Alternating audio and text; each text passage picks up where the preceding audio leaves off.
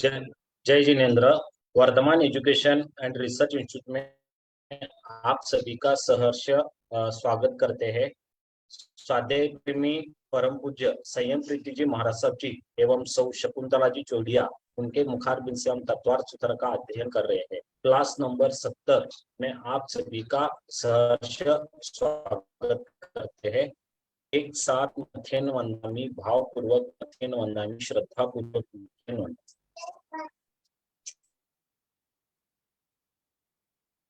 बोलिए शांतिनाथ भगवान की जय, आचार्य भगवंत की जय। नमो अरिहंताणम, नमो सिद्धाणम, नमो आहिर्याणम, नमो वज्रायाणम, नमो लोये सवसाहोणम। एसो पंचन मुकारो सव पावपनासनो, मंगलाणं च सव्येसिं परमं हवै मंगलम्, परमं हवै मंगलम। त्रिविंदर स्वामी महाराज आपकी आज्ञा, भगवान आपकी आज्ञा, गुरु गोविंद जी महाराज आपकी आज्ञा। तत्वार्थ सूत्र के छठे अध्ययन का अर्थ करने की आज्ञा चाहते हैं। मोक्ष मार्गस्य नेतारम भेत्तारम कर्म भूभृताम, ज्ञातारम मोक्ष तत्वानां वंदे तद्गुण लब्धये, वंदे तद्गुण लब्धये। परम आदरणीय, परम वंदनीय, परम पूजनीय 24 तीर्थंकर भगवान, पंच परमेश्वरी भगवान तथा ज्ञानी, ध्यानी, त्यागी, तपस्वी समस्त ऊर्जा महापुरुषों के चरणों में भावपूर्वक वंदन। आराध्य गुरुदेव पूज्य श्री आचार्य भगवान तपसी जी महाराज साहब, पूज्य श्री माता जी महाराज साहब के चरणों में भावपूर्वक वंदन। संस्कार भारती वाणी भूषण पूज्य श्री प्रीति सुधा जी महाराज साहब, पूज्य श्री अरुण प्रभा जी महाराज साहब के चरणों में भावपूर्वक वंदन। यहाँ उपस्थित सभी धर्म प्रेमी, श्रद्धावान, जिज्ञासु भाइयों तथा सुशील बहनों, हम लोग छठे अध्ययन के अंतिम पड़ाव पर पहुंच गए हैं। छठे अध्ययन में हमने आश्रव द्वार देखे हैं। कर्मों का आश्रव किस प्रकार से होता है और उस आश्रव के कारण से किस किस प्रकार के कर्मों के बंध होते हैं। कर्मों की जो प्रकृतियां हैं, उन प्रकृतियों के भेद किस प्रकार होते हैं कर्म के आश्रव के कारण। तो कौन सी क्रिया करने से कौन सा आश्रव होता है और किस प्रकार के कर्मों का बंध हमारा होता है, सारा डिटेल में हम देख रहे हैं। देखते देखते हम आखिरी पड़ाव पर इस प्रकार आ गए हैं कि हमने ज्ञानावरणीय, दर्शनावरणीय, वेदनीय, मोहनीय, आयुष्य और नाम, इन 6 कर्मों को हमने व्यवस्थित रूप से देख लिया है। कल हमने नाम कर्म देखा है, शुभ नाम कर्म कैसे बंधता है, अशुभ नाम कर्म का आश्रव कैसे होता है, ये सारा देखा। और उसके साथ साथ हमने तीर्थंकर नाम कर्म की प्रकृति का कैसे आश्रव होता है, तीर्थंकर नाम कर्म हम कैसे बांध सकते हैं, कैसे उसके आश्रय, उसके जो परमाणु है, उन परमाणु को किस प्रकार से हम अपनी ओर खींच सकते, आकर्षित कर सकते हैं, इसका भी डिटेल वर्णन देखा। 16 बातें थी तीर्थंकर नाम कर्म के बंधने की। और ये तीर्थंकर नाम कर्म बंधने की जो बातें बताई गई थी, उन बातों में सबसे प्रथम बात थी दर्शन विशुद्धि। दर्शन विशुद्धि यानी जो हमारी दृष्टि है, सम्यक दृष्टि जो होती है, वो शुद्ध रूप से, परिपूर्ण रूप से, शुद्ध रूप से सम्यक होनी चाहिए। उसमें यह किंचित भी किंतु परंतु नहीं होना चाहिए। शुद्ध रूप से जब हमारी सम्यक दृष्टि बन जाती है, दृष्टि में विशुद्धता आ जाती है। और उसके बाद ये 15 में से कोई भी बातें हमारे द्वारा होती है तो तीर्थंकर नाम कर्म का बंध हमारा हो सकता है। बहुत सुंदर विश्लेषण कल का हमारा था, विषय बहुत अच्छा था कल का, तो वो हमने कल देखने का प्रयास किया था। आज हम देख रहे हैं गोत्र कर्म और अंतराय कर्म, 2 कर्म हमारे शेष रह गए हैं। उन 2 कर्मों में से किस कारण से कौन से कर्म बंधते हैं। गोत्र कर्म है, गोत्र कर्म का अर्थ क्या होता है कि कुल की मर्यादा जो होती है, हम जिस घर में, खानदान में जन्म लेते हैं, तो उस कुल की मर्यादा कैसी है, उच्च खानदान है या नीच खानदान है, ऐसी जो उससे हमारा गोत्र तय होता है। एक तो खानदान की बात भी आती है उच्च और नीचता में, और दूसरी बात हमारी वैयक्तिक भी आती है।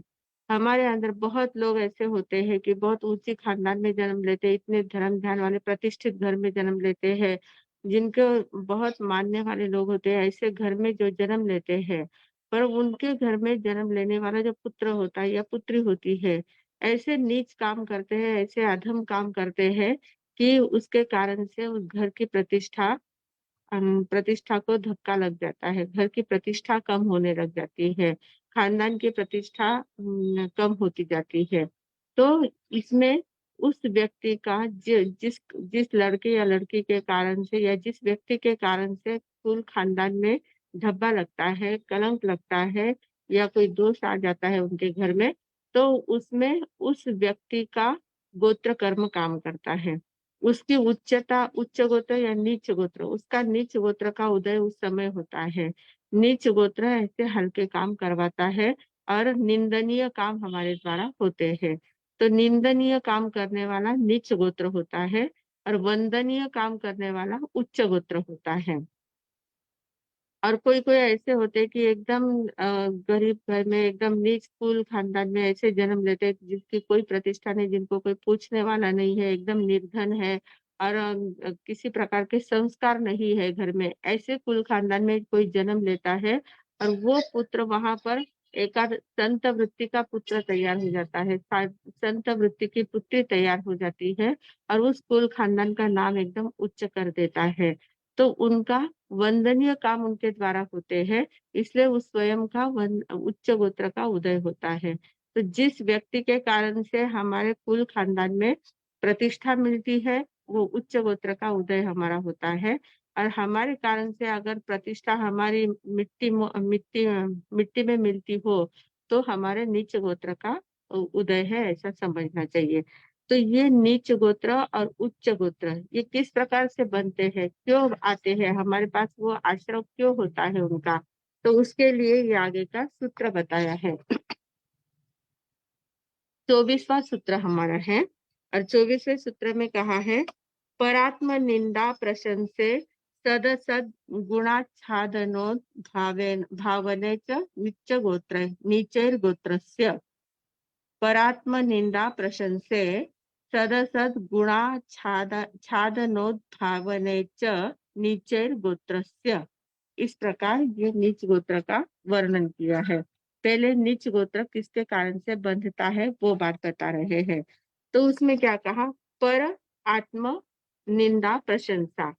तो इसमें जो जोड़ करके बताया परात्म शब्द दिया है, तो उसमें पर और आत्म, पर यानी अन्य लोग और आत्म यानी स्वलोक और निंदा और प्रशंसा मतलब पर की निंदा करना और स्वयं की प्रशंसा करना। आत्म प्रशंसा और पर निंदा और आत्म प्रशंसा करना इसके कारण से और पर गुण आच्छादन असद गुणों का उद्भावन करने से नीच गोत्र का आयुष्य का बंध होता है। मतलब चार बातें इसमें बताई है। एक है पर निंदा करना। पर निंदा करना यानी दूसरों की निंदा करना। निंदा का अर्थ क्या होता है? निंदा यानी सच्चे या झूठे दोषों को दुर्बुद्धि पूर्वक प्रकट करना। सच्चे या झूठ ऐसे भी दोष हो, किसी में कोई थोड़े बहुत दोष होते ही है, हर एक में होते हैं। छोटे दोष है तो उनको इनलार्ज इनलार्ज करके बताना और किसी किसी में वो दोष है ही नहीं तो भी उनमें उन दोषों का आरोप करना और उसका प्रकटीकरण करना, उसके बारे में चर्चा करना, दूसरों के पास उसके बारे में चर्चा करना, इसको कहते हैं निंदा करना। तो ये पर निंदा, दूसरों की निंदा करना, इसके कारण से हमारा नीच गोत्र का बंध होता है। क्योंकि दूसरों की निंदा करने में हमारे मन में कलुषित भाव होते हैं, ईर्ष्या के भाव होते हैं, द्वेष के भाव होते हैं, उसके बिना हम दूसरों की निंदा नहीं कर सकते। तो ऐसे भावों के कारण से हमारे उस समय जो हमारे पास आश्रय द्वार होता है, जो आश्रय होता है कर्मों का, वो नीच गोत्र को प्रभावित करता है, नीच गोत्र का बंध करने के योग्य बनते हैं वो। तो पर निंदा करना और निंदा तो पर की करना और आत्म प्रशंसा करना, स्वयं की प्रशंसा, स्वयं की बढ़ाई करना हर बात में, मैं तो ऐसा हूँ, मैं तो वैसा, मुझे तो ये सब आता है, मैं तो ऐसा कर सकता हूँ, मेरे में इतनी ताकत है, मेरा परिवार इतना बड़ा है, मैं ऐसे खानदान में जन्म मैंने लिया है। तो इस प्रकार स्वयं की इतने गुणों की प्रशंसा करना कि जो गुण स्वयं में नहीं है उन गुणों को भी प्रकट करना। दूसरों में जो दोष नहीं है उनको प्रकट करना, ये पर निंदा हो गई। और स्वयं में जो गुण नहीं है उनको भी प्रकट करना, उम, उम, बहुत ज्यादा मतलब कितनी बातें ऐसी होती है, बहुत सारे गुण ऐसे होते हैं जो हमारे अंदर नहीं है, हमें पता है, पर फिर भी हम अपनी प्रतिष्ठा जपने के लिए दूसरों के मन में अपना स्थान पाने के लिए हम अपनी स्वयं की निंदा करते हैं। तो ये स्वयं की प्रशंसा करते हैं, सॉरी। तो ये जो प्रशंसा करना है, स्वयं की प्रशंसा करना है, स्वयं की बढ़ाई करना है। और सच्चे झूठे जो भी गुण है थोड़े से छोटे छोटे गुण होंगे उनको पढ़ा करके कहना, और जो गुण नहीं है उनको भी प्रकट करके बताना कि ये ऐसे ऐसे मैं कर सकता हूँ, ऐसे मेरे में गुण है, ऐसा मैं काम कर सकता हूँ, ये सब मैंने ही किया हुआ है। कुछ स्वयं ने किया हुआ नहीं होता है, पर फिर भी अपनी प्रशंसा करना कि मैंने ये सारा किया है। तो इस प्रकार की आत्म प्रशंसा करना। फिर तीसरी बात कहिए, आच्छादन। आच्छादन यानी आच्छादन यानी ढकना। आच्छादन का अर्थ क्या होता है? ढकना। ढकने को आच्छादन कहते हैं। तो क्या ढकना? तो दूसरों के गुणों को ढकना। दूसरों के अंदर अगर कोई गुण है, हमें दिख रहे हैं उनके गुण है, इतना गुणवान व्यक्ति है, उसने इतना बड़ा काम किया है, इतना सुंदर लेख लिखा है, या इतना सुंदर बोला है, इतना सुंदर पढ़ाई की है, इतने मार्क्स मिलाए हैं, ऐसे कितनी बातें होती है, इतने बड़े बड़े काम किए हैं, इतनी सेवा करता है, सभी को आनंद देने का काम करता है। ऐसे बहुत सारे गुण हैं सामने वाले में, पर उन गुणों को ढकने का काम करना। गुणों को तो नहीं देखना, उसमें जो गुण नहीं है उन गुणों को प्रकट करना।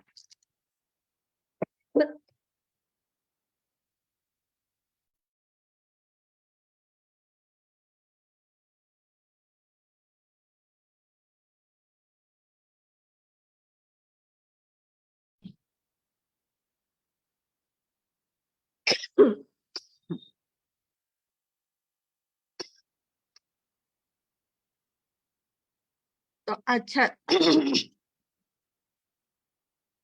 आच्छादन यानी दूसरों के गुणों को छिपाना, और प्रसंग आने पर द्वेषवश उन गुणों को बोलना भी नहीं, प्रकट भी नहीं करना।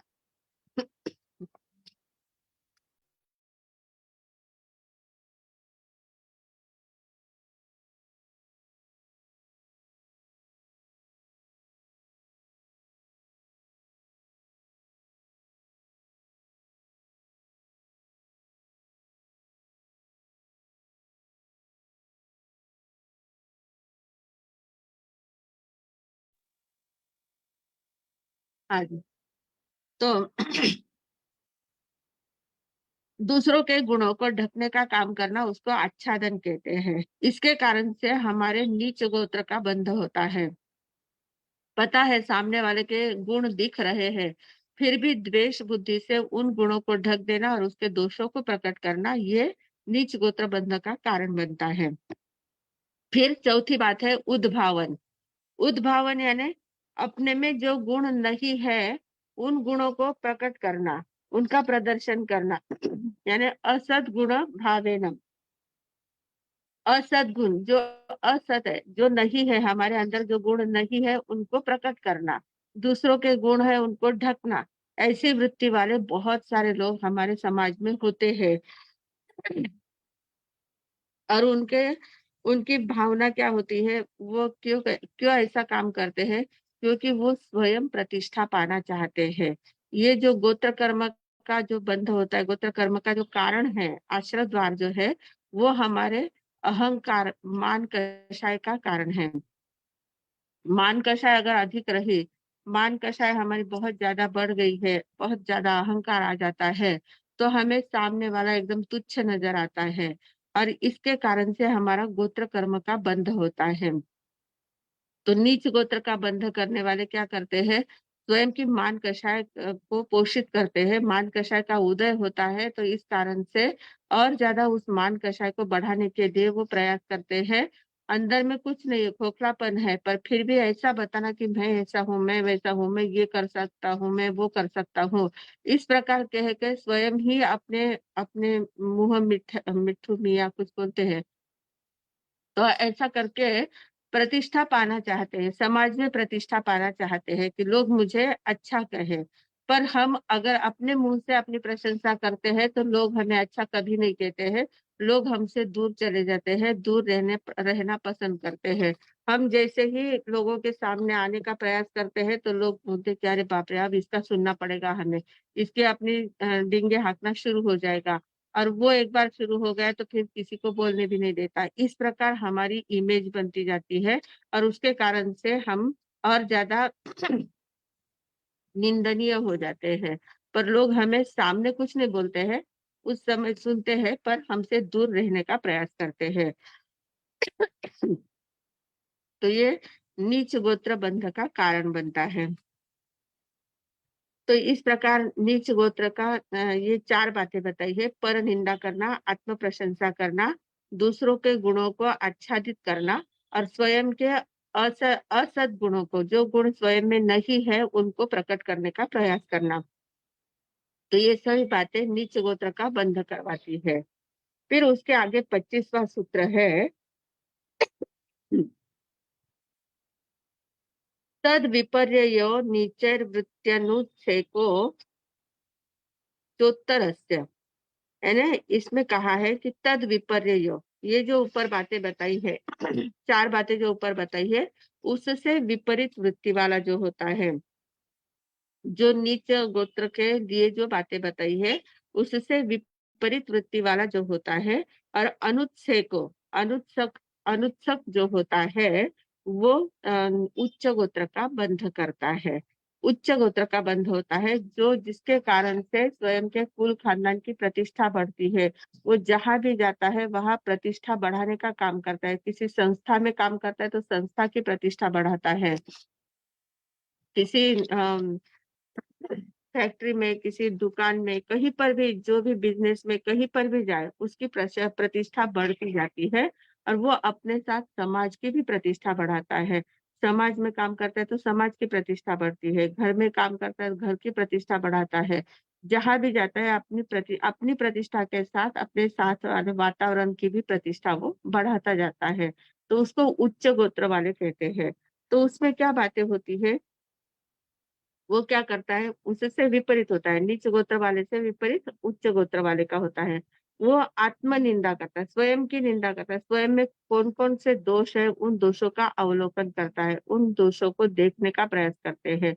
बहुत लोग ऐसे होते हैं कि जो स्वयं के दोष देखते ही नहीं है, दूसरों के ही दोष देखते हैं। छिद्रान्वेषी होते हैं, दूसरों के दोष देखते हैं, स्वयं के दोष कितने भी बड़े दोष हो तो भी वो स्वीकार नहीं करते और देखते भी नहीं है। तो ऐसे लोग नीच गोत्र का बंध करते हैं। पर जो आत्म निंदा यानी स्वयं के दोषों को देखते हैं और उनको प्रकट कर देते, छिपाते नहीं है, उनको कहते हैं आत्म निंदा करना। पर प्रशंसा, दूसरों की प्रशंसा करते हैं। दूसरों में कोई छोटा भी गुण दिखा तो तुरंत उसकी इतनी प्रशंसा करना और उसको बहुत आगे बढ़ने के लिए प्रेरित करना, प्रेरणा देना। इस प्रकार के जो काम करते हैं, दूसरों की सराहना करना, गुणों की सराहना करना, इतना गुणगान करना, तो इसके कारण से वो उच्च गोत्र का बंध करता है। असद गुणों भावना, अपने जो अपने अंदर जो दुर्गुण है, उन दुर्गुणों को प्रकट करता है। असद्गुण, जो असत्य गुण है, जो अच्छे गुण नहीं है, उनको वो प्रकट करता है। और स्वगुणाच्छादन, अपने गुणों को छुपाता है और दुर्गुणों को प्रकट करता है। फिर नम्र वृत्ति, एकदम सभी के प्रति विनम्र भाव जिसके मन में होता है, अहंकार बिल्कुल भी नहीं होता है। मान कषाय जिसकी मंद हो जाती है, और मंद मान कषाय के कारण से उसका व्यवहार एकदम मधुर व्यवहार होता है, सरल व्यवहार सबके साथ होता है। और उसके बाद छठी बात आती है अनुच्छेक। अनुच्छेक का अर्थ क्या होता है कि अपने पास ज्ञान, संपत्ति, धन, सब कुछ दूसरों के अपेक्षा ज्यादा है। दूसरों के अपेक्षा अपने पास अगर ज्यादा भी है तो वो दूसरों के समाज में रहता है, सबसे ज्यादा श्रीमंत व्यक्ति है, सबसे ज्यादा ज्ञानी व्यक्ति है, सब कुछ ज्यादा है जिसके पास। पर फिर भी वो कभी अहंकार नहीं करता है, सबके साथ इतना विनम्रता से, इतना छोटा बन के रहता है। वो कभी बताता नहीं कि मेरे पास इतना है, मैं इतना पैसे वाला हूँ, मेरे पास कुछ कमी नहीं है, जो चाहिए सो मुझे कहो मैं कर देता हूँ, इस प्रकार नहीं कहेगा। और मैंने इतने शास्त्रों का अभ्यास किया हुआ है, मुझे कोई भी प्रश्न पूछो मैं तुरंत जवाब दे सकता हूँ, इस प्रकार की भावना वो कभी नहीं रखता है।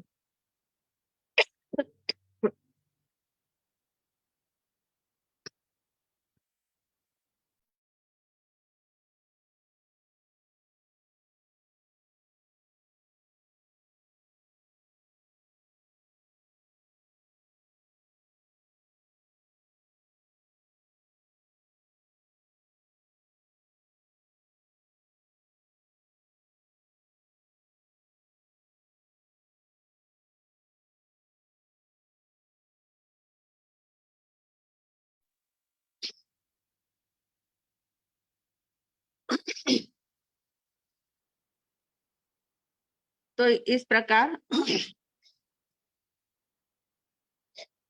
हाँ, ठीक है।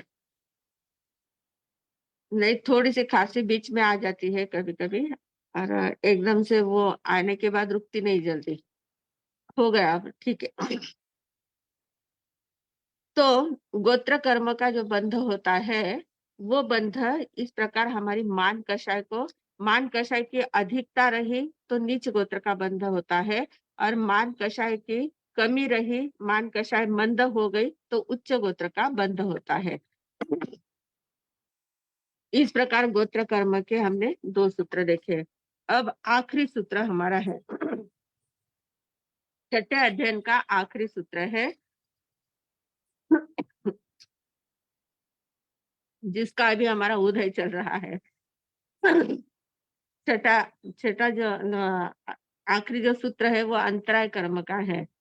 ये जो अंतराय आ रही है, बीच-बीच में खांसी आ रही है, बीच-बीच में बोलने में रुकावट आ रही है, तो ये हमने किसी को कभी अंतराय दी होगी इसलिए अभी उदय में आ रही है। तो उसी को हम देख रहे हैं। ये जो अंतराय कर्म का आश्रय द्वार क्या है? विघ्न करण मंतरायस्य, एक ही शब्द में उन्होंने कह दिया है।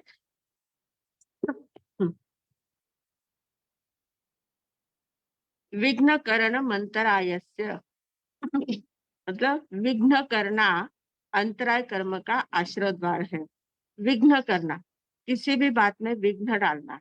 जो अच्छी बातें जहाँ चल रही है, उन अच्छी बातों में विघ्न उपस्थित करना, बाधा देना, रुकावट डालना, रोकना, ये सारी बातें अंतराय कर्म के कारण है। नहीं हो जाएगा, आज पूरा कर लेते हैं, इतने आखिरी सूत्र रहा है, हो जाएगा, कोई बात नहीं।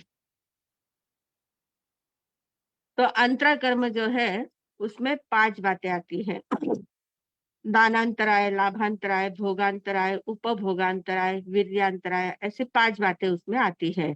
तो उसमें दानांतराय का बंध क्यों क्यों आता है? दानांतराय कर्म क्यों बंधता है हमारा? तो हम स्वयं कभी दान देते नहीं है। कोई देता है तो उसको देने नहीं देते, उसको रोकते हैं और कोई अगर देता भी उसके उपरांत कोई देता है तो उसकी निंदा करते हैं। उसकी प्रशंसा करना तो दूर रहा, उसकी निंदा करते हैं। ऐसे इन बातों के कारण से हमारी दानांतराय कर्म का उदय आता है। दानांतराय कर्म ऐसा होता है, हमारे पास वस्तु है कुछ, एक्स्ट्रा वस्तु है, बहुत सारी है और वो दूसरों को उसकी आवश्यकता भी है। दूसरों को वस्तु चाहिए, पर हम दे नहीं सकते, देने की भावना भी होती है तो भी हम दे नहीं सकते। और ये दानांतराय का तो इतना उदय ऐसा होता है, अगर ज़बरदस्ती से उनसे अगर दानांतराय उनकी दानांतराय उदय में है, देने की भावना उनकी नहीं हो रही है या देने की भावना होने पर भी वो दे नहीं पा रहे हैं, फिर भी अगर ज़बरदस्ती से उनके द्वारा दिलाया जाता है, तो उनके दिए हुए वस्तु का सामने वाले को कोई उपयोग नहीं हो सकता। जिसकी दानांतराय उदय में होती है, उसके द्वारा ज़बरदस्ती से दिलाया भी जाता है, अन्न है, वस्त्र है, कुछ भी दिया जाता है, तो उसका सामने वाले व्यक्ति को कोई उपयोग नहीं हो पाता है, इतनी दानांतराय ज़बरदस्त होती है। तो ऐसी दानांतराय कब बनती है? कोई दे रहा है, दान दे हम स्वयं दान नहीं देते हैं, दान देने की भावना नहीं जगती है। पहले से दानांतराय कर्म का उदय है, इससे दान देने की भावना नहीं होती है, तो हम नहीं देते हैं। और कोई दे रहा है तो उसको रोकते हैं कि कोई देने की जरूरत नहीं है, अभी कितना भी दिया तो क्या फर्क पड़ने वाला है, इन लोगों को तो कितना भी दिया। अब पूरे देश में कितने लोग, करोड़ों लोग ऐसे हैं कि जिनको सब जरूरतमंद लोग होते हैं। तुम किन किन को देने वाले हो, किस किस को दोगे? किस किस की फिक्र कीजिए, किस किस को रोइए, आराम बड़ी चीज है, मुंह ढक के सोइए। इस प्रकार की भावना करते हैं और किसी को देने नहीं देते हैं। स्वयं देते नहीं है, दूसरों को देने नहीं देते हैं। और कोई दे रहा है तीसरा व्यक्ति, तो उसकी निंदा करते हैं कि हाँ, इसको बहुत ज्यादा मार्क आ गया है, इसको, इसके पास बहुत ज्यादा हो गया ना पैसा, इसलिए वो कहीं पर भी लुटाता है, स्वयं का नाम करना है ना, बड़ा बड़ा बड़ा नाम लिखवाना है, इसलिए वो दान दे रहा है। इस प्रकार से कुछ भी बातें बोल के उसकी निंदा करना। तो दान देना नहीं, दिलाना नहीं, और देने वाले की निंदा करना, इसके कारण से हमारा दानांतरा कर्म का बंध होता है। फिर है लाभांतरा। लाभांतरा का बंध क्यों होता है?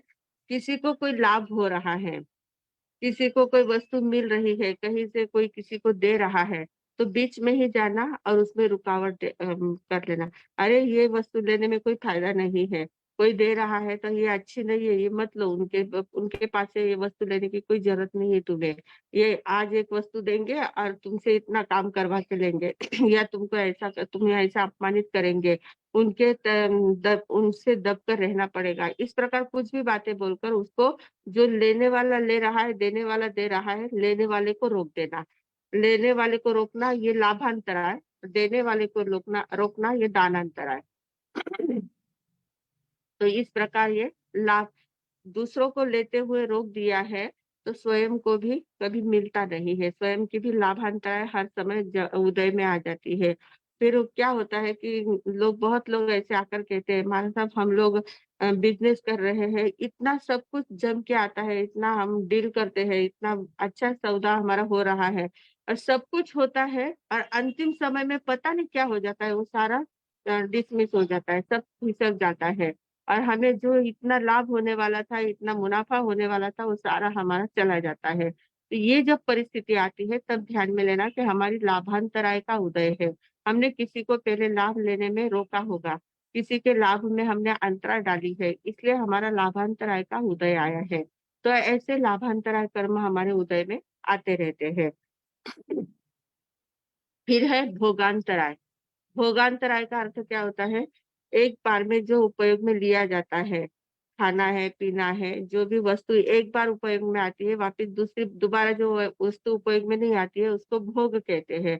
तो ऐसी भोगने वाली जो जो भी वस्तु, खाने पीने की जो चीजें हैं, उसमें किसी को अंतराय देना, कोई खा रहा है उसको खाते खाते उठा देना, भोजन कर रहा है तो भोजन करते क्या खाते बैठा है, चलो उठ, जल्दी से काम करना है, जल्दी से वहां जाना है, उसको बिना काम वहां से उठा देना, उसको खाने नहीं देना, पीने नहीं देना, इतनी प्यास लगी है पर पानी जल्दी से नहीं देना। इस प्रकार खाने पीने में, और उसकी रोजी रोटी का जो बेचारा जो काम करने वाले लोग होते हैं, उनकी रोजी रोटी अपने ऊपर डिपेंड होती है, तो उनको देना, पर इतना सता सता के देना, समय पर उनको पैसे नहीं देना, समय पर उनको खाना नहीं देना, इस प्रकार से जब हम करते हैं तो हमारी भोगांतराय कर्म उदय में आता है। तो ये भोगांतराय कर्म क्या होता है कि जब घर में सब कुछ है, इतनी अच्छी रसोई बनी हुई है, खा सकते, पेट में इतनी भूख है, पर इतनी शुगर है कि हम मिठाई नहीं खा सकते, ऐसा बीपी है तो हम ये अमुक चीजें नहीं खा सकते हैं, इतना कोलेस्ट्रॉल बढ़ गया है तो तली हुई चीजें नहीं खा सकते, कितनी रोक टोक हमारे ऊपर आ जाती है, कितनी बातें हमारी छोड़नी पड़ती है। होते हुए वस्तु भा रही है, सामने वस्तु है, सब कुछ अनुकूलता है, फिर भी उसका भोग हम नहीं कर सकते हैं, तो ये हमारी भोगांतराय कर्म का उदय होता है। फिर है उपभोगांतराय। उपभोगांतराय कर्म यानी क्या? कि जो वस्तु बार बार उपयोग की जाती है, जैसे वस्त्र है, गहने हैं, घर है, मकान है, जितनी भी चीजें हैं, उपभोगनीय, जो बार बार जिसका उपभोग हम ले सकते हैं, ऐसी जो चीजें हैं, उसकी भी अंतराय होती है। इतने अच्छे गद्दी है, डंडक की गद्दी है, बहुत बिछा बिस्तर इतने अच्छे हैं, पर हमें सो नहीं पाते उसके ऊपर, क्योंकि हमारी पीठ में इतनी दर्द है, कमर में इतनी दर्द है कि डॉक्टर ने कहा कि सिर्फ लकड़े के पट्टे पर सोना है, बिस्तर पर नहीं, जाड़े जाड़े मोटे मोटे बिस्तर पर नहीं सोना चाहिए। तो मतलब ये भोगांतराय कर्म, उपभोगांतराय कर्म का उदय है। सब कुछ होते हुए उसका उपभोग नहीं ले सकते हैं। बहुत सारे इतने करोड़ों-पति लोग होते हैं, आजकल तो कितने ज़्यादा घर में इतने सामान होता है, इतने लोग होते हैं और नौकर लोग भी बहुत ज़्यादा होते हैं घर में। तो नौकर लोग उसका उपभोग ले सकते हैं, नौकर लोग उपभोग लेते हैं, पर घर वाले लोग उपभोग नहीं ले सकते हैं। घर वालों को क्या है, जल्दी से ऑफ़िस में जाना होता है, काम पर जाना होता है, वो जल्दी-जल्दी निपटा के चले जाते हैं। रात में देरी से आते हैं, थके-माँदे आते हैं, आने के बाद थोड़ा बहुत खा पी लिया और सो गए। घर में इतनी वस्तुएँ हैं, इतनी चीज़ें हैं, उसका उपभोग लेना उनको जमता ही नहीं, टाइम ही नहीं मिलता है। और उन सभी वस्तुओं का उपभोग नौकर-चाकर लोग लेते हैं। वे दिन भर घर में रहते हैं, तो घर में रहते तो टीवी देखना है, जो भी वस्तुएँ हैं, कुर्सी है, आराम से बैठना है, खाना-पीना सब कुछ वो करते रहते हैं। तो उनको वो उपभोग ले सकते हैं, पर अपने घर वाले लोग उसका उपभोग नहीं ले सकते। तो इस प्रकार उपभोगांतराय कर्म का उदय भी आता है। तो हमने अगर किसी वस्तु को उपभोग कोई ले रहा है, उसमें अगर हमने विघ्न डाला है, किसी को उपभोग लेने नहीं दिया है। अच्छा खासा मकान है, सब कुछ घर में सब सुविधा है, पर ऐसे लोगों को आदत होती है कि इतना ज़्यादा टॉर्चर करते रहते हैं घर वाले लोगों को या कोई नौकर-चाकर है उनको इतना टॉर्चर करते रहते हैं, यहाँ हाथ मत लगाओ, ये मत लो, ये मत देखो, वो मत करो, ये मत करो। ऐसा उन वस्तुओं का उपभोग उनको लेने नहीं देते। तो लेने नहीं देने के ये उपभोगांतराय कर्म हमने बाँधे हुए हैं। इसलिए हमारे पास वस्तु होते हुए भी हम उसका उपभोग नहीं ले सकते। तो इस प्रकार ये उपभोगांतराय कर्म होता है। गहने, वस्त्र इतने बढ़िया-बढ़िया होते हैं। इतने सारे गहने हमारी बहनें बनाती हैं और वे सारे गहने क्या करती है लॉकर में जाकर रख देती है। तो इतने सारे गहने हैं लॉकर में रख दिए हैं, उनको पहनकर उसका आनंद नहीं ले सकते हैं। अब कहीं अचानक कहीं कुछ प्रसंग आता है, कुछ प्रोग्राम है, वहाँ जाना है, कौन लॉकर में जाएगा, कौन वहाँ से निकाल के लाएगा, जाने दो, जो है उसमें से निपटा देते हैं। ऐसा करके उसमें छोड़ देते हैं, मतलब पड़े हैं पर उसका उपभोग नहीं ले सकते। इतनी भारी-भारी साड़ियाँ होती है, इतने भारी-भारी कपड़े होते हैं, बहुत कीमती कपड़े होते हैं, पर शरीर में ऐसी कुछ तकलीफ होती है कि बहुत भारी हेवी है, उसको भी नहीं उठा सक वो शरीर को सहन नहीं होता है।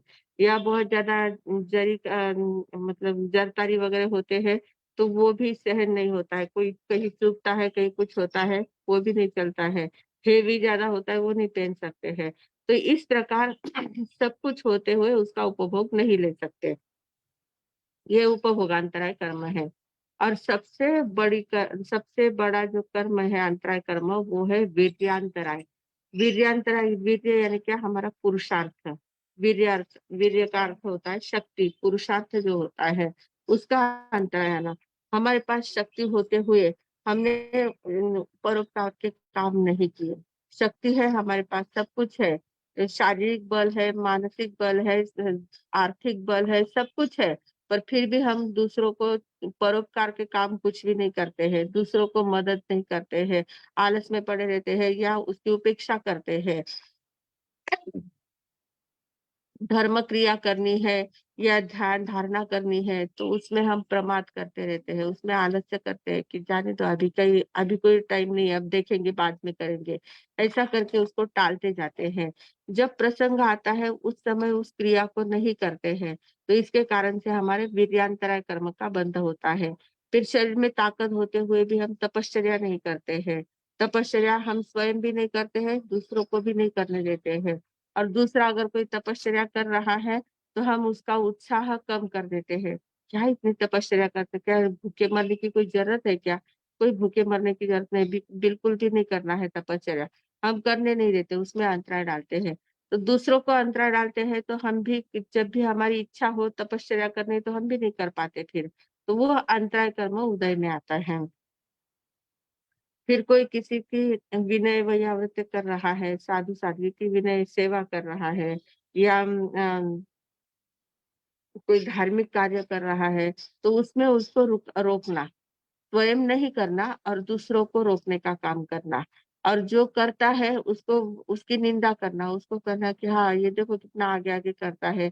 स्वयं का बड़प्पन दिखाना है ना, मैं कितना काम करता हूँ, मैं कितना सेवाभावी हूँ, ऐसा बताना है इसलिए वो आगे-आगे करता है। पर मालूम है वो कैसा है। इस प्रकार निंदा करना दूसरों की। तो इस कारण से हमारे वीर्यांतराय कर्म का बंध होता है।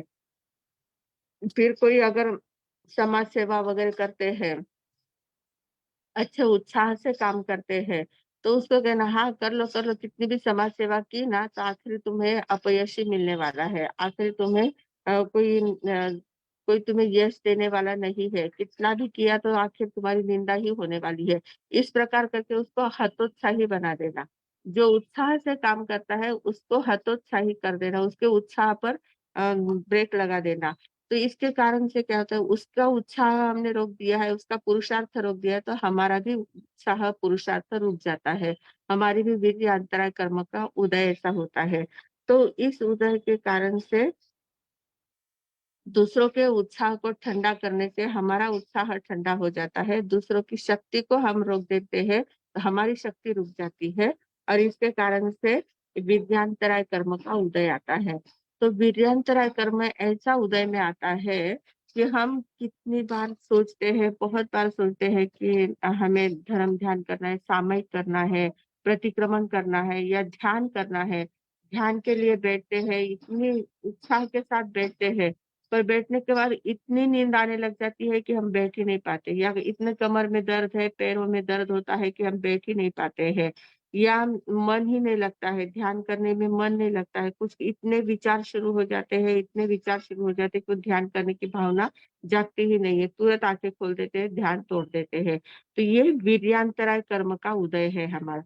वीर्यांतराय कर्म के उदय के कारण से हम न धार्मिक क्रिया कर पाते हैं, न ध्यान धारणा कर पाते हैं, न ज्ञान की आराधना कर पाते हैं, न तपश्चर्या कर पाते हैं, न सेवा कर पाते हैं, न किसी का भला कर पाते हैं, कुछ भी नहीं कर पाते हैं। सब कुछ हमारे पास होते हुए हम कुछ नहीं कर पाते। ये विद्यांतराय कर्म का उदय होता है। तो इस प्रकार अंतराय कर्म के ये 5 कारण बताए गए हैं और इन सभी बातों में विघ्न उपस्थित करना ये अंतराय कर्म का मुख्य कारण है। विघ्न विघ्न करणम अंतरायस्य, विघ्न करना ये अंतराय कर्म का कारण, मुख्य कारण विघ्न डालना, हर एक बात में रुकावट डालना, बाधा डालना, विघ्न डालना, ये काम अंतराय कर्म से होता है। तो इस प्रकार हमने इस छठे अध्ययन में आश्रव के द्वार देखे हैं और अब ये आश्रव के द्वार देखते देखते हमने 8 कर्मों के कारण देखे हैं कि किन किन कर्मों से कौन कौन से गुण हमारे ढकते जाते हैं, कौन से गुण को ढकने वाला कौन सा कार्य होता है। तो ये हमने देखा है, पर हम थोड़ा सा चिंतन करेंगे तो हमें ये बात महसूस होती है कि हमारे जो 8 कर्मों के हमने 8 बातें देखी है, अलग अलग बातें देखी हुई है, तो इन कारणों से सिर्फ वही एक कर्म बंधता है क्या? अब जैसे अंतरा विघ्न डाली है, किसी ने हमने विघ्न डाला है, तो विघ्न डाला तो सिर्फ अंतरा कर्म ही बंधेगी क्या? बाकी के कर्म नहीं बंधेगी क्या? नहीं, ऐसा नहीं होता है। हमारे शास्त्रों में लिखा है कि हमारे हर समय 7 कर्म कंटिन्यू बनते हैं। आयुष्य कर्म सिर्फ एक बार बनता है, पर बाकी के 7 कर्म जो है वो कंटिन्यू बनते रहते हैं। सातों कर्मों की प्रकृतियों का बंध हमारा होता रहता है। पर ये जो हम कारण देखे हैं हमने, किसी को ज्ञान में अंतरा देना है, किसी को ध्यान में अंतरा देना है, किसी को साता नहीं पहुंचाना है, दुख देना है, शारीरिक दुख देना है, क्रोध करना है, कषाय करना है, तो इन कारणों से उन उन कर्मों की प्रधानता होती है। जैसे ज्ञान में अंतरा देने से जो कर्म उस समय जो कर्म आते हैं वो बाकी के कर्मों को भी ढकेंगे, पर ज्ञान को प्रमुखता से, ज्ञानावर्णीय कर्मों को प्रमुखता से ढकने का काम करेगा। ज्ञान को ढकने का काम वो प्रमुखता से करेगा। अंतराय अगर डाल रहे हैं तो अंतराय कर्मों को ढक मतलब वीर्य शक्ति को हमारे ढकने का वो मुख्य काम करेगा। तो इस प्रकार ये कर्मों की सब लीला होती है, कर्मों का ये सारा व्यवहार होता है और इस प्रकार हमारे कर्म का बंध होते जाता है। तो आज हमारा छठा अध्ययन यहाँ पर समाप्त हो गया है। अंतराय कर्म आखिरी कर्म था और आखिरी कर्म को देखकर हमने छठा अध्ययन पूर्ण किया है। अब 7वां अध्ययन जो आगे आने वाला है, उस 7वें अध्ययन का नाम है व्रत अध्ययन। व्रत है, उसमें साधु साध्वियों के साधु साध्वी श्रावक श्राविका जो 4 बताए गए हैं, तो उनमें सभी के व्रत बताए हैं। मतलब अणुव्रत भी बताए हैं, महाव्रत भी बताए हैं। फिर व्रतों की भावनाएं कौन सी होती है, उन व्रतों के प्रकार कौन से होते हैं, उनके लक्षण कैसे होते हैं, व्रत ग्रहण करने वाले व्रती के लक्षण कौन से होते हैं, फिर आगारी कौन होता है, अणगारी कौन होता है, उनमें क्या अंतर आता है। इस प्रकार से बहुत सारी विशेषताएं इन आगे के 7वें अध्ययन में बताई गई है। इसके 34 सूत्र है, शायद 34 सूत्रों में ये अध्ययन बताया गया है। और हर एक व्रत को किस प्रकार से वे व्रत होते हैं, उन व्रतों का बंध कैसे हमारा होता है, मतलब व्रत हमें कैसे पालन करना चाहिए और व्रतों को पालन नहीं किया तो उसमें कैसे कैसे दोष है, वो सारा वर्णन इसमें बताया है। और ये बात हमने 12 व्रतों की बात इसके पहले हमने जब श्रावक व्रतों का विषय लिया था, उसमें 12 व्रतों को हमने विधिवत ग्रहण करवाया था। तो बहुत सारे लोग ऐसे हैं कि जिन्होंने 12 व्रत स्वीकार कर लिए हैं, पर इस अध्ययन में हमें व्रतों को स्वीकार करने की बात नहीं है, व्रतों के सभी स्वरूपों को बता रहे हैं, उनके लक्षणों को बता रहे हैं, उनके अतिचारों को बता रहे हैं, अलग अलग प्रकारों से उनका वर्णन किया जा रहा है। तो 7वें अध्ययन में हम व्रतों का स्वरूप जो है वो देखने का प्रयास करेंगे, ऐसा मुझे लगता है। उसमें काफी नई नई बातें आने वाली है, तो वो अब अवसर आने पर अगले सप्ताह में देखेंगे, 7वां अध्ययन शुरू करेंगे। आज हमारा 6ठा अध्ययन पूरा हो चुका है। 6ठे अध्ययन में किसी प्रकार की अभिनय आशतना या कम ज्यादा बोलने में आया हो, विपरीत बोलने में आया हो, तो मिच्छामि दुक्कडम। शकुताई। हाँ, मथनवंदन। हाँ। सभी जिज्ञासु साधकों को भावपूर्वक जय जिनेन्द्र।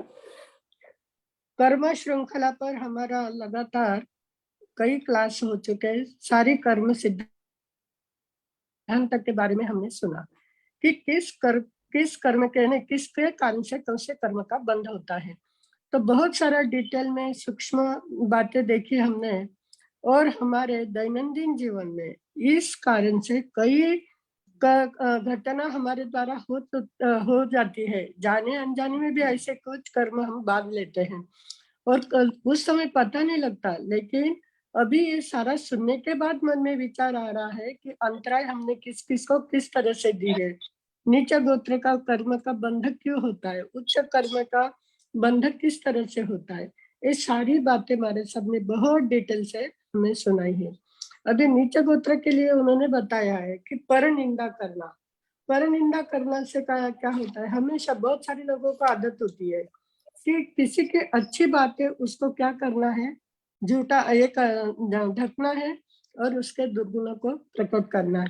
सहजता से कोई कोई लोग कर लेते हैं, लेकिन उनका स्वभाव होता है कि पर निंदा करना और आत्म प्रशंसा करना, दूसरे के गुणों को ढकना है और स्वयं के गुणों का प्रकटीकरण करना, जो है या नहीं है, लेकिन मैं ऐसा हूँ, मैं वैसा हूँ, इस तरह से बढ़ाई करते रहना। तो इस सारी बातों से क्या होता है, नीच कर्म का बंध होता है। अभी हमारे साथ ने इस नीच कर्म के बंध का भी बहुत अच्छी तरह से विश्लेषण किया है कि उन्होंने 4 बातें जो बताई है, परनिंदा, आत्म प्रशंसा, फिर आच्छादन यानी दूसरे के गुणों को ढकना, फिर बताए उद्भावन कि अपने पास जो गुण नहीं है उस गुणों नहीं होने पर भी उसका प्रदर्शन करना, और अहंकार कि मान कषाय के कारण, महत्वपूर्ण क्या शब्द है कि अहंकार और मान कषाय के कारण ही नीच गोत्र का कर्म, क्योंकि जिस समय अहंकार आ जाता है तो सारी बातें अपने आप होती है, पर निंदा होती है, आत्म प्रशंसा होती है, दूसरे के गुणों का ढकने का हमारे द्वारा हो जाता है, स्वयं के गुणों का प्रदर्शन करते हैं। किसके कारण से करते हैं, सारे अहंकार के कारण से। तो सब में महत्वपूर्ण मान कषा है, और मान कषाय के कारण हमारे नीच कर्म का बंध होता है। और इसके विपरीत ही कि उच्च कर्म का बंध कैसा कि हमेशा बहुत सारे लोगों का आदत होती है कि दूसरे के गुणों की प्रशंसा करना, छोटी भी बात उसमें रही तो उसकी सराहना करना, उसको प्रोत्साहित करना, और स्वयं के पास कितने भी अच्छे गुण रहे तो उस गुणों की कभी भी बढ़ाई नहीं करना। तो जो नीच गोत्र के उसके विपरीत क्या है, उच्च गोत्र कर्म की क्रिया होती है। तो ऐसे नीच कर्म का बंध हमारे द्वारा न हो, इसकी हमें क्या लेनी चाहिए अभी, दखल लेनी चाहिए कि जब हम इतनी जिज्ञासा के साथ ये सारा कर रहे हैं तो इसमें आज तक हमारे द्वारा जाने अनजाने में ऐसे पाप बहुत सारे हो चुके हैं, लेकिन इसके आगे नहीं होगा। इसकी हमें क्या करनी चाहिए, प्रतिज्ञा करनी चाहिए, संकल्प करना चाहिए कि जिस समय हम कुछ सीख रहे हैं, सुन रहे हैं, तो हर समय सीखते सीखते कुछ ना कुछ मन में संकल्प जरूर करना है। और अंतराय कर्म का भी कितना अच्छा बताया है। बहुत सारे लोगों को आदत होती है, स्वयं तो होते हुए भी दान नहीं करते। जो दान देते हैं उनको हमेशा बोलते हैं वहां देने की कुछ जरूरत नहीं है, क्या फायदा है दान देने से। यानी उसके मन को क्या, जो दे रहा है उसको उससे क्या करते हैं, परावृत्त करते हैं। या क्यों कोई दान देते हैं, हाँ क्या 2 नंबर का पैसा है, चाहे वहां दे सकते हैं, उनका क्या है। यानी स्वयं तो नहीं देते, देना दिलाते भी नहीं है, देते भी नहीं, यानी करते नहीं, करवाते नहीं, करने वालों की अनुमोदना भी नहीं करते, उनकी निंदा ही करते हैं।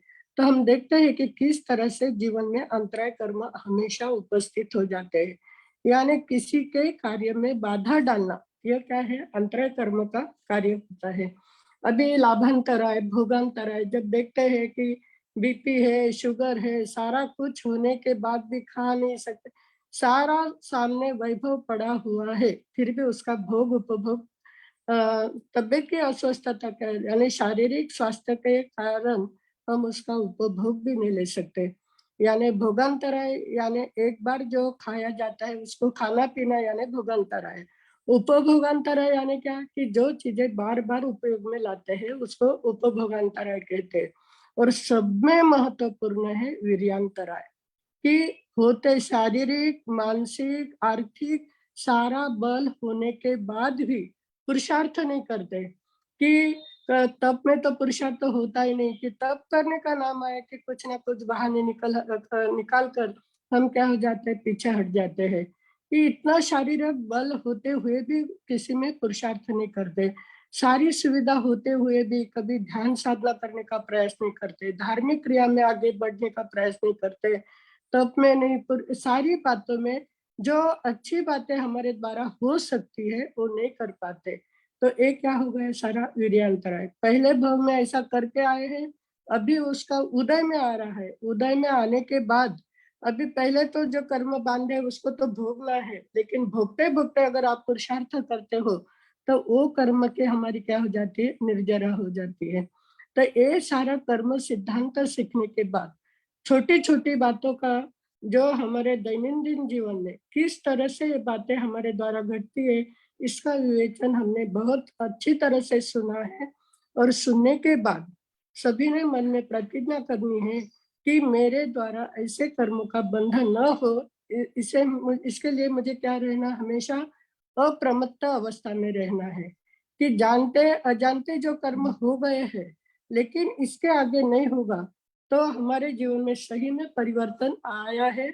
और स्वयं का निरीक्षण स्वयं को करना है कि किस तरह हमारा जीवन बदल रहा है, सच में हमारे में कुछ परिवर्तन आ रहा है क्या नहीं, कि खाली हम सुनते हैं। यहाँ पर तो जो सुनने वाले सारे जिज्ञासु साधक है, सब पुरुषार्थी है, तो निश्चय में सभी के जीवन में परिवर्तन आना तो शुरू हो ही रहा है। फिर भी प्रतिज्ञा करेंगे कि आगे से आगे हमारे द्वारा पुरुषार्थ करने का साहस बढ़े। इसी मंगल भावना के साथ मैं विराम लेती हूँ। कल मैंने कहा था कि यह आशीर्वाद हमारा चल रहा है। आशीर्वाद इसका अर्थ क्या है, कि बहुत सारे कर्मों का हमने क्या कर लिया है, जाने अनजाने में बंधन कर लिया है। पहले भाव में किया है, उसका उदय आ रहा है, उसको क्रिया प्रतिक्रिया देकर कर्मों की निर्जरा हो रही, उसके साथ प्रतिक्रिया देते तो नए कर्म का बंध भी हो रहा है। तो इससे बचने के अभी जो हो रहा है, जो हमारे द्वारा जाने अनजाने में हिंसा हो रही है, तो उसके आज हम क्या करेंगे, आलोचना करेंगे। कितना टाइम है मेरे साथ?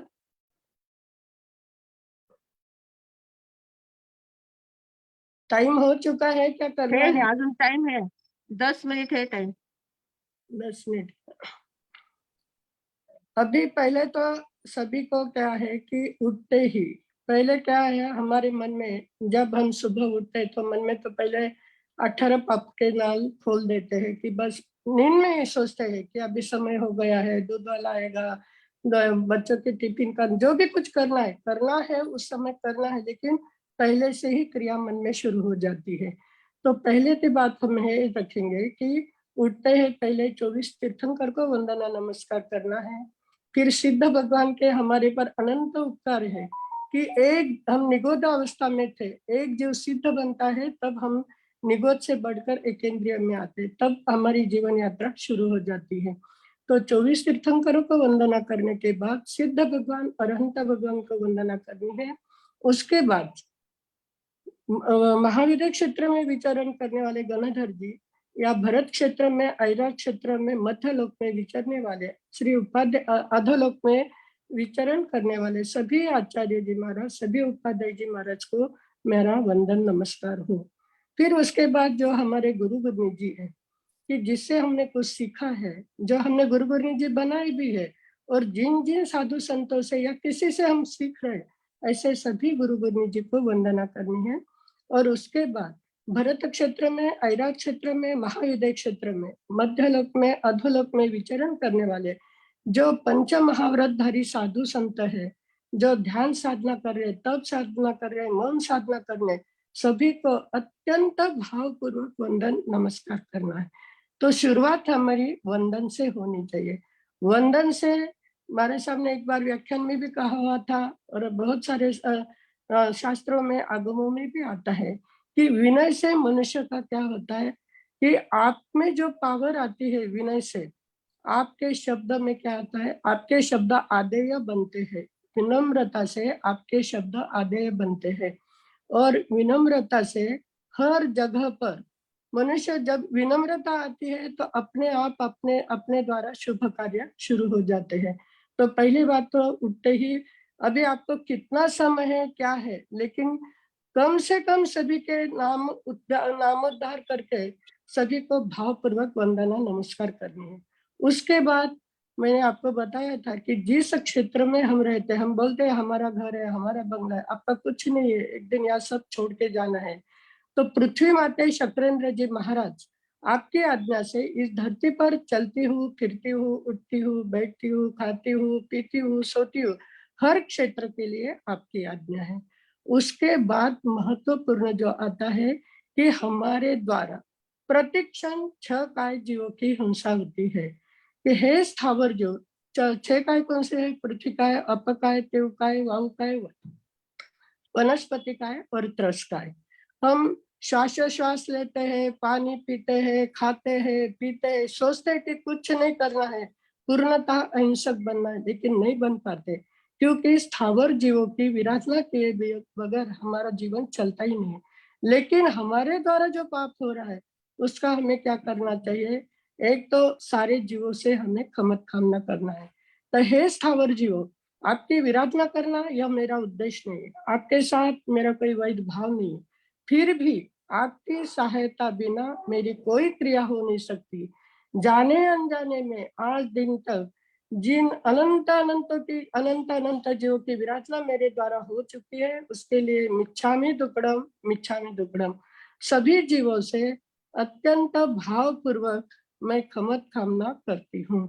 7 लाख पृथ्वी का है, 7 लाख कप का है, 7 लाख तेव का है, 7 लाख वायु का है, 10 लाख प्रत्येक वनस्पति का है, 14 लाख साधारण वनस्पति का है, 2 लाख देन्द्रिय, 2 लाख तेन्द्रिय, 2 लाख चौरेन्द्रिय, 4 लाख देवता, 4 लाख नारती, 4 लाख तिर्यंच पंचेंद्रिय, सूक्ष्म, बादर, पर्याप्त, अपर्याप्त, हलते चलते उठते बैठते किसी भी जीव को छेदा हो, भेदा हो, किसी की किलामना उपजाई हो, तो अरिहंत सिद्ध केवली भगवान की साक्षी से तत्स मिच्छामि दुक्कडम, तत्स मिच्छामि दुक्कडम। अभी 6 काय जीवों की हम कामना कर रहे हैं। मातृवत रक्षा करने वाले भव्य दिव्य पृथ्वी का जीव, आपके उपकारों के प्रति धन्यवाद। आपके सहिष्णुता को सतत नमस्कार। ऐसी सहिष्णुता मेरे अंदर घटित हो। आपको अनावश्यक कष्ट न देते हुए आज की दिनचर्या सफल हो। भूल चूक प्रमाद नियति संयोगवश प्राप्त आपके कष्टों के लिए खमत कामना, खमत कामना, खमत कामना। हे बहनवत सार संभाल करने वाले भव्य दिव्य अपकायिक जीव, आपके उपकारों के प्रति धन्यवाद। आपकी उदारचेता और मिलनसारिता को सतत नमस्कार। ऐसी उदारचेता और मिलनसारिता मेरे अंदर घटित हो। आपको अनावश्यक कष्ट न देते हुए आज की दिनचर्या सफल हो। भूल चूक प्रमाद नियति संयोगवश प्राप्त आपके कष्टों के लिए खमत खामना, खमत खामना। हे भातृवत रक्षा करने वाले भव्य दिव्य देवताई जो, आपके उपकारों के प्रति धन्यवाद। आपकी दृढ़ स्थिरता और तेजस्विता को सतत नमस्कार। ऐसी दृढ़ स्थिरता और तेजस्विता मेरे अंदर घटित हो। आपको अनावश्यक कष्ट न देते हुए आज की दिनचर्या सफल हो। भूल चूक प्रमाद नियति संयोगवश प्राप्त आपके कष्टों के लिए खमत खामना, खमत खामना। इस जीवन यात्रा में आप सदा सहयोगी रहे, हम परस्पर सहयोगी बने। हे पितृवत रक्षा कर मित्रवत रक्षा करने वाले भव्य दिव्य वावकैजू, आपके उपकारों के प्रति धन्यवाद। आपकी अक्रम सहज प्रवर्तना को सतत नमस्कार। ऐसी अपरिग्रह वृत्ति अनासक्त भाव मेरे अंदर घटित हो। आपको अनावश्यक कष्ट न देते हुए आज की दिनचर्या सफल हो। भूल चूक प्रमाद नियति संयोगवश प्राप्त आपके कष्टों के लिए खमत खामना, खमत खामना। इस जीवन यात्रा में आप सदा सहयोगी रहे, हम परस्पर सहयोगी बने। हे पितृवत रक्षा करने वाले भव्य दिव्य वनस्पति काइजू, आपके उपकारों के प्रति धन्यवाद। आपके मौन त्याग तितिक्षा को सतत नमस्कार। ऐसी मौन त्याग तितिक्षा मेरे अंदर घटित हो। आपको अनावश्यक कष्ट न देते हुए आज की दिनचर्या सफल हो। भूल चूक प्रमाद नियति संयोगवश प्राप्त आपके कष्टों के लिए खमत खामना, खमत खामना। इस जीवन यात्रा में आप सदा सहयोगी रहे, हम परस्पर सहयोगी बने। हे पड़ोसी की तरह रहने वाले भव्य दिव्य त्रस्ताई जो, आपके उपकारों के प्रति धन्यवाद। आपकी सहज स्वाभाविकता को सतत नमस्कार। ऐसे आपके प्रत्यक्ष अप्रत्यक्ष उपकारों के प्रति धन्यवाद। आपकी सहज स्वाभाविकता को सतत नमस्कार। ऐसी सहज स्वाभाविकता मेरे अंदर घटित हो। आपको अनावश्यक कष्ट न देते हुए आज की दिनचर्या सफल हो। भूल चूक प्रमाद नियति संयोगवश प्राप्त आपके कष्टों के लिए खमत खामना, खमत खामना।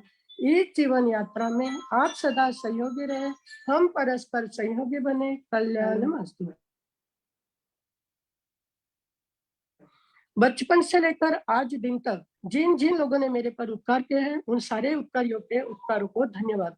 कौटुंबिक क्षेत्र में, पारिवारिक क्षेत्र में, शैक्षणिक क्षेत्र में, आध्यात्मिक क्षेत्र में, सामाजिक क्षेत्र में, आर्थिक क्षेत्र में, व्यावहारिक क्षेत्र में, वैवाहिक क्षेत्र में, हॉस्पिटल में, प्रवास में, घर में, बाहर, जिन जिन जिन लोगों ने मेरे पर उपकार किए, उन सारे उपकारियों के उपकारों को धन्यवाद।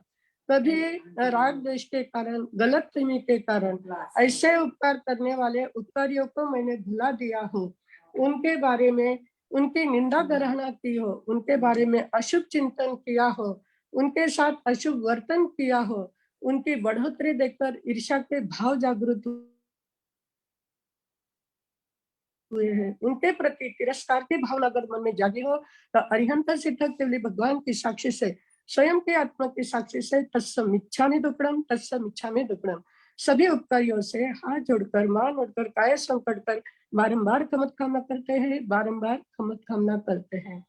बचपन से लेकर आज दिन तक जिन जिन संत सती जी का हमें सानिध्य प्राप्त हुआ, उनसे हमने कर्म सिद्धांत सीखा, धर्म सिद्धांत सीखा। धर्म जीवन में किस तरह से धर्म के सहायता, किस तरह से धर्म का अर्जन करना, ये बातें सारी उनसे सीखी हमने। और समाज में भी हमारी पहचान उनके कारण बढ़ी। सारा उन पर उनका हमारे पर इतना उपकार होते हुए भी हमारे द्वारा कोई उनकी अभिनय असत न हुई हो, तो सभी को हाथ जोड़कर, मान उठकर, काया संकट कर बारंबार क्षमा मांगते हैं, बारंबार क्षमा चाहते हैं। ऐसे साधु संतों के आचार विचार के बारे में हमने उलट सुलट चर्चा की हो, प्रवचन में अशुभ अरुचि दर्शाई हो, कोई निंदा कर रहा है, आपको कुछ जानकारी न होते हुए भी हमने हमारे शब्द वहां पर डाल दिए हो, ऐसी जाने अनजाने में कई बातें हमारे द्वारा हो चुकी है। तो सभी साधु संतों से हम क्या करते हैं, अरिहंत सिद्ध केवली भगवान की साक्षी से, अपनी अपनी आत्मा की साक्षी से, सभी संत सती जी से हम खमत खामना, खमत खामना, खमत खामना करते हैं। उसी प्रकार बचपन से लेकर आज दिन तक जहां जहां मेरा सानिध्य रहा, वहां पर जिन जिन कर्मचारियों ने हमारे साथ काम किया, कम पैसे देकर उनसे ज्यादा काम करवाया हो, कुछ वस्तु गुम हो गई तो संशय की दृष्टि से उनके ओर देखा हो, खाने पीने में अंतराय डाली हो, काम छोड़ने कर चले गए तो उनकी बुराई की हो, ऐसे जाने अनजाने में प्रमादी अवस्था में न जाने कितने सारे कर्मों को हमने बांध लिया है। अरिहंत सिद्ध केवली भगवान की साक्षी से उन सारे कर्मों के लिए मिच्छा, मेरे जो कर्म किए हैं उसके लिए मिच्छामि दुक्कडम, मिच्छामि दुक्कडम, मिच्छामि दुक्कडम देते हुए सभी से मैं क्षमा याचना चाहती हूँ। फिर उसके आगे जो हमारी आत्मा है, हे आत्मदेव, आप में कुछ कई बार आत्मा उत्कृष्ट भाव से ऊपर उठी है, लेकिन कषाय के कारण हमने उसको गिरा दिया। सामर्थ्य होते हुए भी आत्मदर्शन का प्रयास किया नहीं, सामर्थ्य होते हुए भी तप में पुरुषार्थ किया नहीं। हे आत्मदेव, मुझ में वो बल जागृत करे, आत्म बल जागृत करे, कषायों को कम करूं, आत्मदर्शन का प्रयास करूं और तप में पुरुषार्थ करूं। सिद्धालय की ओर ले जाने वाली मेरी आत्मा को मेरा बारंबार वंदन है, बारंबार वंदन है, क्योंकि निश्चय से हमारी आत्मा ही हमारा गुरु है।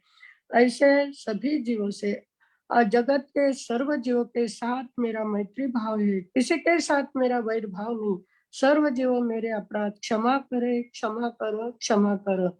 खामे में सवे जीवा विखमंतु में, नित्य में सव भूयेषु वेरंग मज्जंग न के नाई। खामे में सवे जीवा विखमंतु में, मिट्टी में सव भूयेषु वेरंग मज्जंग न के नाई। खामे में सवे जीवा विखमंतु में, मिट्टी में सव भूयेषु वेरंग मज्जंग न के नाई। एवमहं आलोह्यं निंद्यं गरह्यं दुगंचियं समं, टीवीहेनं पढ़िकंतो वंदामि जिने चौबीसम।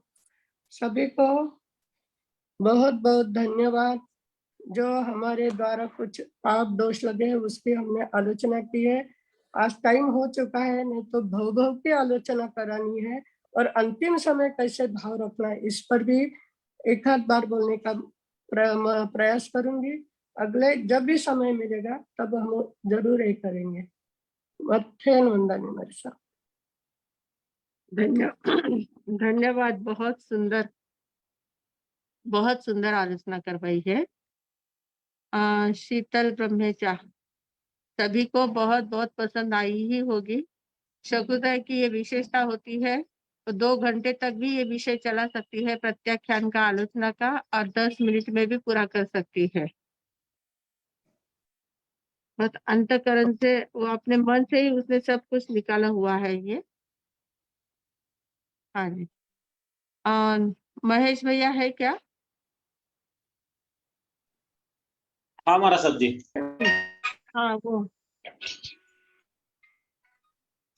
हैंड राइज वाले है ना? Hand raise. हाँ।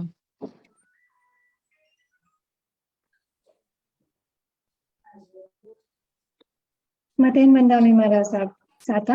हाँ जी, हाँ जी। महाराज साहब आज सुबह अवसर ऐसा आया, मैं बाहर गई थी तो कोई एल्डरली पीपल्स के लिए काम कर रहे थे, तो उनके पास कुछ चीजें बेचने के लिए थी खाने की, पर वो हम लोग उपयोग नहीं कर सकते जिसमें अंडा था। तो मैंने चीजें तो ना ली पर मैंने पैसे दे दिए हैं, पर अब मुझे पता नहीं उसका उपयोग किस चीज में होगा। वो मेरे मन में सुबह से है, वो सही है गलत है समझ में नहीं आ रहा है। तो पूरा सुना ही नहीं दिया आपने क्या बोला है, पूरा ध्यान में नहीं आया। मैंने कहा आज सुबह कहीं बाहर गई थी जहाँ पे कुछ एल्डरली पीपल के लिए एक एसोसिएशन थी जो कुछ खाने की चीजें बेच रही थी, पर वो चीजें हम ले नहीं सकते ना किसी को दे सकते हैं क्योंकि उसमें अंडा था। तो मैंने चीजें ना लेते हुए उनको सिर्फ पैसे दे दिए एज अ लाइक डोनेशन और काम करने के लिए कि ठीक है कुछ अच्छा काम हो रहा है तो दे दो, वैसे होता नहीं है। पर सुबह से वो चीज दिमाग में है कि वो मतलब पता नहीं, वो पैसे तो मैंने कैश में दे दिए हैं तो वो चीज अच्छे काम के लिए उपयोग में आएगा या किसके लिए आएगा वो समझ में नहीं आ रहा है, और वो विचार सुबह से मन में है।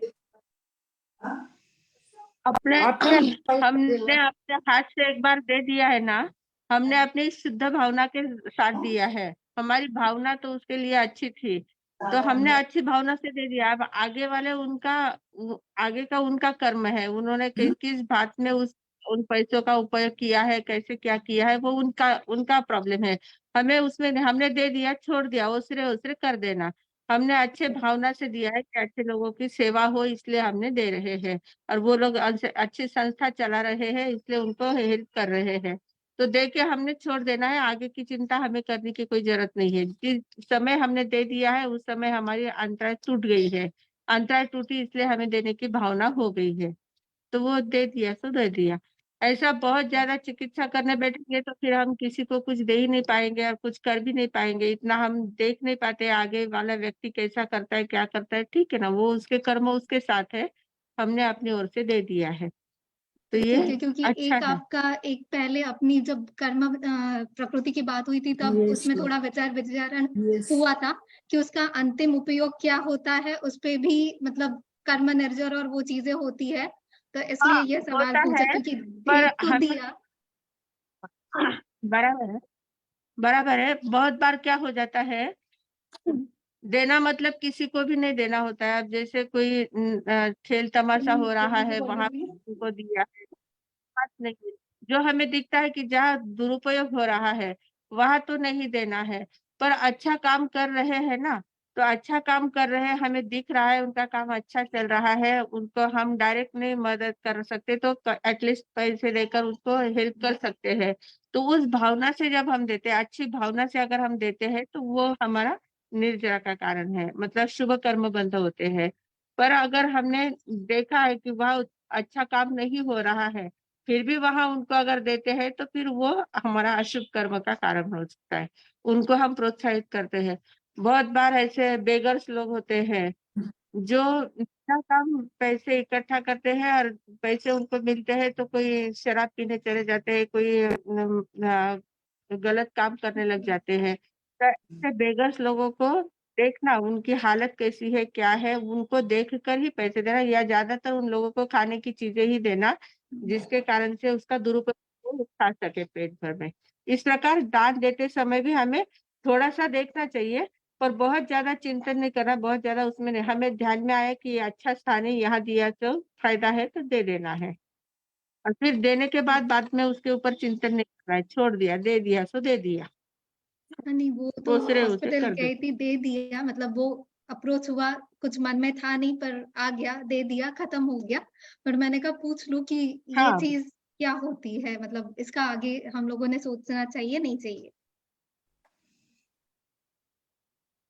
मतेन देना बंदाना। चाहिए। और क्या होता है, हम लोग जब देते हैं ना तो हमारी भावना बहुत काम करती है। हम जिस भावना से पैसे देते हैं ना, किसी को कुछ हेल्प करते हैं, तो सामने वाले को भी उससे उन पैसों से अच्छा काम करने की ही भावना होती है। हमारी भावना बहुत काम करती है। अगर हमने उत्कृष्ट परिणाम के साथ उसको दिया है, हमारी सच्ची भावना की, सच्चे लोगों को जो जरूरतमंद है उन्हीं को इसका उपयोग होना चाहिए, ऐसी भावना से हम जब देते हैं और हमारे भी प्रामाणिकता से कमाया हुआ पैसा होता है, तो वो निश्चित रूप से आगे वाले के हाथ में जाते से ही उसकी भावना बदल जाती है, उसको भी अच्छा काम करने की ही इच्छा होती है। ऐसा भी होता है। Thank you very much. अच्छा, मैं दोपहर साथ मत कामना। हाँ, धन्यवाद चित्तू जी। आगे प्रोमिला जैन, प्रोमिला जैन कौन उनका? मथे विंदन महर्षि, सुख साता है आपकी। जो शिकनीताई ने आज हाँ जो जी सर। आलोचना का पाठ करवाया है वो एकदम तो याद नहीं होगा, मतलब वर्डिंग, और अगर हमें इसकी मतलब इस पे हमें वो मिल जाए, मतलब जैसे कोई भी एक डाल दे, मतलब ग्रुप में वो बना के रिकॉर्डिंग करके डाल दें, तो उसको सुन के हमने मतलब फिर हमें ना वो हो ऐसा जाएगा। रिकॉर्डिंग हाँ, किया हुआ। हाँ जी। हाँ, बराबर है। और सकू दीदी ने ऐसे पहले रिकॉर्डिंग करके डाला हुआ है, यूट्यूब पे है ऐसा। जीवनचर्या ऐसा कुछ नाम है उसका। यूट्यूब पर है भी वो। और अभी भी मैं उसको बोल रही हूँ शकु दीदी को कि तुम ये जो जितनी भी आलोचना करवाती हो ना, उसकी छोटी सी बुकलेट तैयार करना। और वो बुकलेट तैयार करके जब हम देंगे, जिसको भी करना है वो, अगर वो पढ़ते हैं तो पढ़ते पढ़ते उनको वो याद भी हो सकता है। तो करने का प्रयास कर रहे हैं, देखते हैं अब वो लिखने का काम करेगी तब होगा।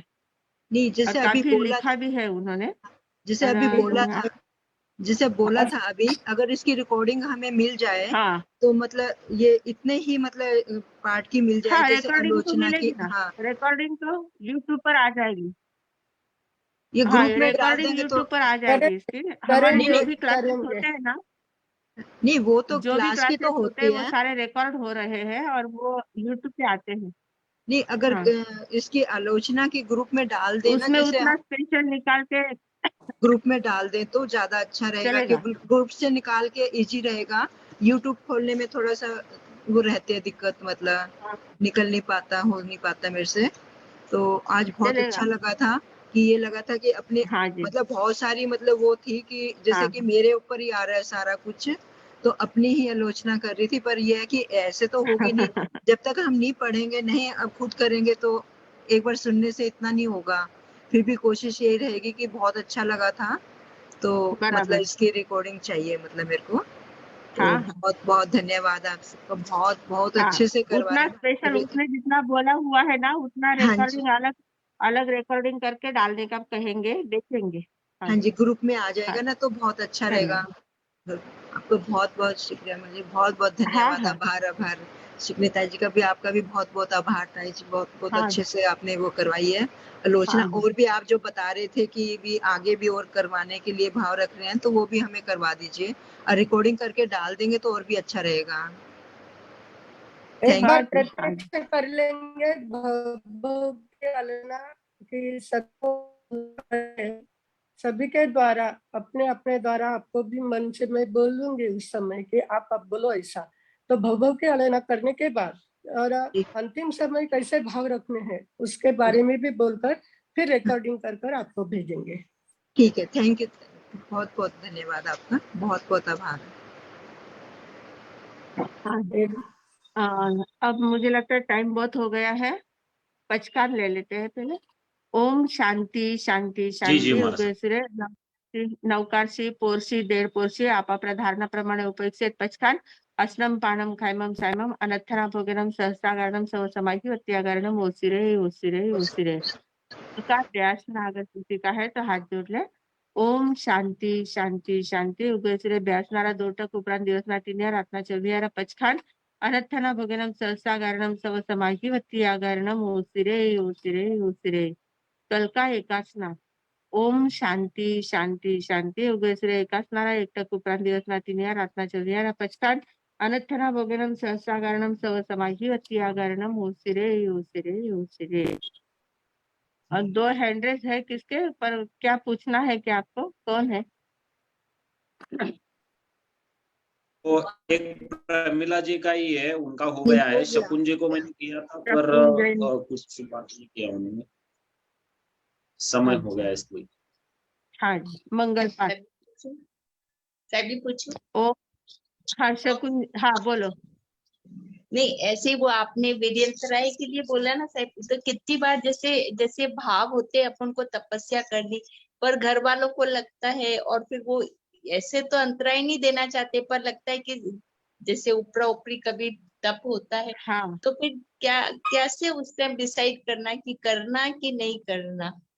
नहीं, हमारे अंतराय का उदय रहता है तो नहीं कर पाते हैं। घर वाले को कोई भी रोकता है या शारीरिक कुछ कष्ट आ जाता है तो अंतराय का उदय रहा तो नहीं हो सकता है।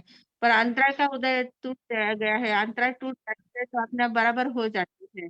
हमें नहीं हो पुरुषार्थ तो जैसे करना, करने का पुरुषार्थ जैसे करना है। शायद ये अभी संघ संघ में जा रहे हैं दीदी के यहाँ, तो उनका क्या भाव है कि ना ऐसे आमिल करने के भाव है, पर वो मना कर रहे, तो अभी क्या करना उस टाइम? उन सब के भावों को देखना कि अभी करना उनके बीच में कि नहीं करना, ऐसा वातावरण समझा। देखना, चारों ओर से देखना। हमारे कारण से, हमारी बहुत ज्यादा हट के कारण से किसी का मन भी नहीं दुखना चाहिए, बहुत ज्यादा हट भी नहीं होना चाहिए। और ठीक है ना, एमबिल नहीं करने करने देते, एकासना कर लेना। कुछ भी करना, जो भी करना है तपस्या और समता पूर्वक करना है। तो शांति अगर बाद में कर वो मेरे महत्व की, हाँ शांति रहती तो वो महत्व की है। अगर हम करते हट करके आइम बिल करते ही है और सबके मन में अशांति होती है तो उसमें उस तपस्या से कोई मतलब नहीं है। तो हाँ, सबको वही भी दिक्कत। शांति, हमें भी शांति मिले, इस हिसाब से करना है। जैसा अवसर रहे वैसा करना है, पर पुरुषार्थ अपना करना है। मन से अपनी भावना जो होती है वो शुद्ध भावना रहती है, भावना को ज्यादा महत्व होता है हमारे। मतलब आइम बिल के पचका ओम शांती शांती शांती. उगेच्या आंबीचा एकटा उपरांत दिवस रात्नाच्या काठीगरा पचकान अनर्थना भोगिरम सत्कारणम तव समाही वत्ती आगारणम ओसिरे ओसिरे ओसिरे. हाय. ओम शांति शांति शांति. गुरुदेव की आज्ञा से चत्तारी मंगलम, अरिहंता मंगलम, सिद्धा मंगलम, साहु मंगलम, केवली पन्नतो धम्म मंगल. चत्तारी लघुत्तमा, अरिहंता लघुत्तमा, उत्तमा, साहु लघुत्तमा, केवली पन्नतो धम्मो लघुत्तमो. चत्तारी शरणम पवज्जामि, अरिहंते शरणम पवज्जामि, सिद्धे शरणम पवज्जामि, साहु शरणम पवज्जामि, केवली पन्नतम धम्म शरणम पवज्जामि. चार चार उत्तम, चार करना, दुख हरना, सुख करना और शरणा को जो भवी प्राणी आदरे तो अक्षय अमर पद हो. बोले भगवान महावीर स्वामी की जय. आचार्य भगवंत की जय. पूज्य श्री माता महाराज साहब की जय. वाणी संस्कार भारती पूज्य श्री प्रीति सुधा जी महाराज साहब की जय. पूज्य महाराज साहब की जय. सब साधु संतन की जय. आपके आनंद की जय. और सभी को Vardhaman education and research institute की ओर से खूब खूब आभार एवं धन्यवाद. अभी मिलते हैं डायरेक्टली सोमवार के दिन बराबर 8:30 बजे. सभी के लिए जय जिनेंद्र. वो आलय न करे ना, जरा लुगई टाबरा सगळ्याला बैठे आलय नसेल.